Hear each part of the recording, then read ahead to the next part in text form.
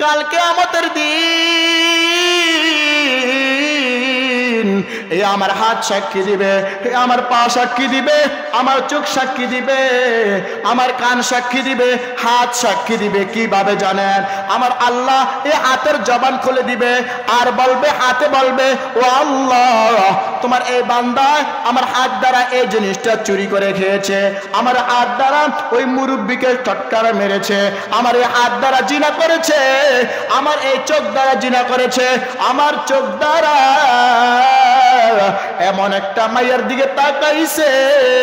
ঠিক তেমনি ভাবে আমার শরীর আর আপনাদের শরীরের প্রত্যেকটা অঙ্গ অঙ্গ আল্লাহর কাছে সাক্ষী দিবে। ঠিক কিনা? আমানত কার? আল্লাহর। আমানত বলা হয় ওই জিনিসটাকে যে জিনিসটা দখলে আপনার, কিন্তু জিনিসটা আপনার দখলে আছে আমার, সেটাকে বলা হয় কি? আমানত।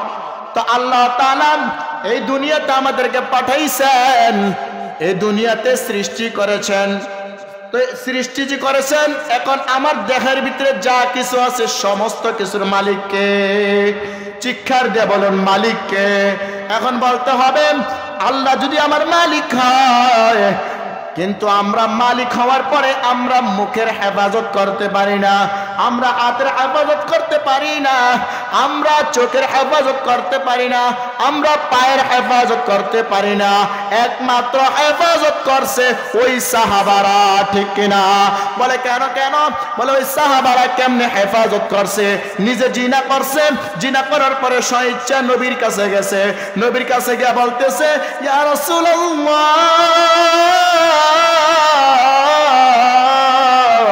আমি তো অন্যায় করেছি, আমি অপরাধ করেছি, আমাকে বিচার করে দেন। ঘটনাটা কি বলবো? এক সাহাবা ছিলেন, ওনার নাম ছিলেন মালিক। আব্দুল মালিক যখন জিনার কাজে লিপ্ত হয়ে গেলেন, জিনার কাজে লিপ্ত হওয়ার পর তখন আল্লাহর রাসূল সাল্লাল্লাহু আলাইহি ওয়াসাল্লামকে আমার নবী আপনার নবীকে কাছে গিয়ে বলতেছেন, হুজুর,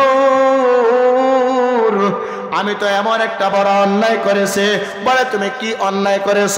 বলে আমি এমন অন্যায় করেছি যে অন্যায় কাল কিয়ামতের দিন আমি কখনো ছাড় পাবো না। বলে তুমি কি অন্যায় করেছ? এত বড় অন্যায় যে কিয়ামতের দিনও তুমি ছাড় পাবা না? হুজুর, আমি একটা জিনা করে ফেলছি। কি করছি? জিনা করে ফেলছে। কিভাবে? আমার মনে হয় না, আমার সম্ভব বিশ্বাস হয় না যে আমার উম্মত কখনো জিনা করতে পারে। দেখেন, রাসূল এখনো আমাদের জন্য কাঁদতেছে, ঠিক না? এটা বিশ্বাস আছে তো? ইনশাআল্লাহ রাসূল কালাম এখনো ওই মদিনা থেকে আমাদের জন্য কাঁদতেছে। আর ওই সাহাবা যখন স্বীকার করলেন আমি জিনা করেছি, অন্যায় করেছি, তখন আমার নবী আপনার নবী বলেন, আমার বিশ্বাস হয় না তুমি যে জিনা করেছ। কেন? আমি জিনা করেছি? কয় না। রাসূল বলতেছে, না, আমার তো বিশ্বাস হয় না যে আমার উম্মত কখনো জিনার কাজে লিপ্ত হয়ে যাবে। তখন ওই সাহাবা বলতেছে যে হুজুর, আমি সত্যি জিনা করেছি, আমাকে বিচারটা করে আমাকে পাক পবিত্র করে দেন, না হলে আমি এই শরীর নিয়ে, আমি এই জবান নিয়ে আল্লাহর আদালতে দাঁড়ার মতো সাহস নাই। আল্লাহু আকবার। তখন আমার নবী আপনার নবী বলেন, ওই সাহাবা, তুমি মনে হয় একটু হাত দিয়ে প্রবেশ করছো, হাত দিয়ে একটু ধরছো। কয় না, আমি হাত দিয়েও ধরি নাই। কি করেছ? কয় আমি পুরো কাম সেরে লাইছি। তখন আমার নবী আপনার নবী চারা কষে দিয়া সৈন্যবাহিনী লাগাই দিলেন, যে সাহাবাকে ইচ্ছাকৃত কইতাছে নাকি আসলে জিনা করছে, তোমরা প্রমাণ নিয়ে আসো। আর অন্যান্য সাহাবীরা খোঁজ নিতে চলে গেলেন। এই সময়টার ভিতরে আল্লাহর এক বান্দি আসলেন, একটা মহিলা আসলেন। মহিলা আসার পরে বলেন, ও নবী, হুজুর, আমি তো অন্যায় করেছি, অপরাধ করেছি। বলে কি অন্যায় করেছ? বলে আমি জিনার কাজে লিপ্ত হয়ে গেছি। তো জিনার কাজে লিপ্ত হয়েছি, 3টা অপরাধ করেছি। প্রথমত জিনা করেছি, দ্বিতীয়ত আমার পেটে বাচ্চা নিয়েছি, তৃতীয়ত আমার ওই বাচ্চাকে আমি নিজ হাতে জবাই করে ফেলছি, নাউজুবিল্লাহ বলতেন না। তখন আল্লাহ রাসূল সাল্লাল্লাহু আলাইহি ওয়াসাল্লাম বলেন,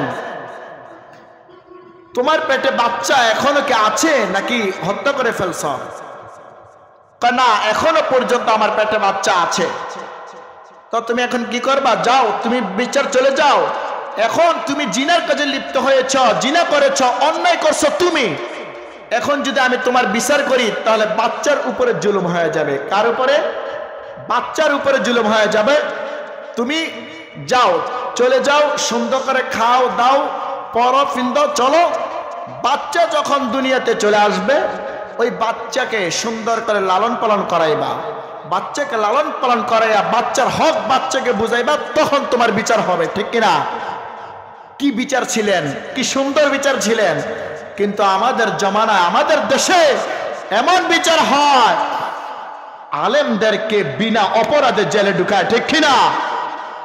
ও ভাই, মনে রাখবেন, এই আজকে মাহফিল করতেছেন আপনারা এই এলাকাতে দোতলায়, এই মাহফিলে একটা আলেম আসলে, হাদিস শরীফের ভাষা আছে, যে মাহফিলে, যে গ্রামে, যে এলাকায় একজন আলেম পাড়া দিবে, আশেপাশের কবরস্থানের 40 দিনের আযাব বন্ধ হয়ে যাবে। কন্যা আল্লাহু আকবার। ওই সাহাবারা এমন সুন্দর ছিলেন, অপরাধ করেছেন, গুনাহ করেছেন, আবার নবীর কাছে মাপ চেয়ে ফেলছেন। চার কাছে দিয়াম খোঁজ খবর নেওয়া হয়ে গেছে। খবর নেওয়ার পর সাথে সাথে বললেন, আসলে কি উনি জিনা করেছে? অন্য সাহাবীরা বলেন, জি অবশ্যই উনি জিনা করেছে, আমরা তো আশেপাশে খবর নিয়েছি। তো এখন যদি জিনা করেন, হাদিসের সেই ওই সময় তো হাদিসের নিয়ম ছিল, কিতাবের নিয়ম ছিল, এখন কি বাংলাদেশে আছে? জিনা করলে বিচার নাই, অপরাধ করলে বিচার নাই, চুরি করলে বিচার নাই, ডাকাতি করলে বিচার নাই। বাপের সমতুল্য বুড়া বাবা, ওই বুড়া বাবার সামনে 10 বছরের ফলা বিড়ি হাঙ্গায় খায়, ঠিক কিনা? বিচার নাই। যদি বিচার থাকতো অবশ্যই বাংলাদেশ আরো উন্নতি হয়ে যেত, ঠিক কিনা ভাইয়ারা? বলে কেন? ওই সাহাবারা অন্যায় করেছে, অপরাধ করেছে, আবার নবীর কাছে গেছে। তখন খোঁজ খবর নেওয়ার পর আমার নবী বলেন, আর দেরি করিও না, যাও ওই মাঠের দিকে যাও, মাঠের জায়গায় গিয়া এতটুকু খোদ করো, গাতা করো। গাত করতো, আপনারা বুঝেনি? গাতা করতো। গাতা করার পর ওনার লুঙ্গিটা রাইখে, সমস্ত শুধু পায়জামাটা রাইখে সব কিছু খুলে ফেল। খোলার পর এই গাতার ভিতরে ওনাকে রাখো। রাখার পর ছোট ছোট মাসুম বাচ্চারা সুদ্ধা ওই ইটার পাথর দিয়া ওনাকে ইটায়া ইটায়া মারতেছিল। এটা হচ্ছে ইসলামের আইন। কি এর আইন? ইসলামের আইন। এখন বুঝেন, তখন ওনাকে আক্রমণ করা হয়। ওনাকে যখন পাথর দিয়ে মেলা হয়, তখন এক সাহাবায় জুড়ে পাথর মারছেন, ওই রক্ত আয়েশা সাহাবার গায়ে লেগে গেছে। সাথে সাথে যা সাহাবা বলল, ওই দেখ একজন জিনাকারীর জানোয়ারের রক্ত আমার গায়ে আসলো। সাথে সাথে আমার নবী বলেন, ওই সাহাবা শুনে না, ওনাকে এভাবে বলিও না, কারণ উনি নিজে গুনাহ করছেন। নিজে গুনাহ কইরা আবার আল্লাহর কাছে কি করছে? আবার নবীর কাছে, আমার কাছে এসে স্বীকার করছে। তার মানে বুঝে নিবাম, যে ব্যক্তি অন্যায় করেছে আবার নিজে স্বেচ্ছা স্বীকার করেছে। মনে রাখবা, এমনি করে যদি আইন চলতে থাকে, আমার সমস্ত মুসলমান উম্মতেরা হেদায়েত হয়ে যাবে। সুবহানাল্লাহ।